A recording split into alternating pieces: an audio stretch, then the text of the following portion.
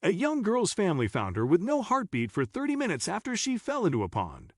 Her mother relied on her faith to miraculously bring her daughter back to life, and the girl ultimately squeezed her hand at one point while in the hospital. Losing sight of a child is a parent's worst nightmare, especially in a vast property where there were so many different possibilities of where they might have ended up. This was the predicament of the Aycock family when they realized their 2-year-old girl, Tessa Claire, was missing. The Aycocks lived in a big 5-acre lot. They had a rather vast field and large pond, where the little girl could have ventured out on her own after finding a way to exit the house. The entire family searched for 20 minutes before Amanda, Tessa's mom, told her husband to begin searching their pond. As their pond was big, Amanda knew that it wouldn't be an easy task, but she was desperate to locate Tessa. When Amanda was nearing the pond, she suddenly heard her husband and father-in-law screaming for help. It was then that they knew something terrible had happened. Initially, searching the pond and somehow finding Tessa seemed far-fetched for the family. The pond was filled with moss, and it was impossible to see anything under it. However, Amanda's father-in-law followed his gut to search the pond. He and his son jumped in and cast a fishing net twice. It was in their second attempt that they were able to locate Tessa, who was unresponsive and had no heartbeat. Desperate for Tessa to survive, they immediately performed CPR on her until emergency services arrived at the scene.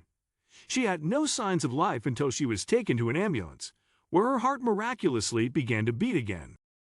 It had been 30 minutes since Tessa drowned in the pond, and another 30 minutes since they began performing CPR on her. To give her the best care possible, she was transferred to another hospital, where she was placed in the pediatric ICU.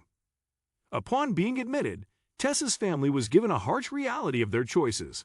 Either they choose to resuscitate the young girl should she go into cardiac arrest again or sign a "do not resuscitate" form to spare her from further suffering. Tessa's devastated mom Amanda started to lean on her faith for strength.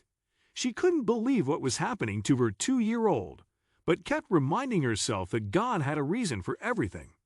Ultimately, the family chose to resuscitate Tessa in case they needed to.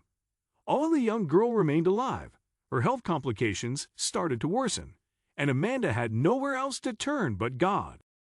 It wasn't just Amanda and her family praying for Tessa. Their friends, community, and even strangers began storming the heavens for miracles. At one point, Amanda broke down beside her daughter and held her hand. "I can't do this life without her," Amanda cried.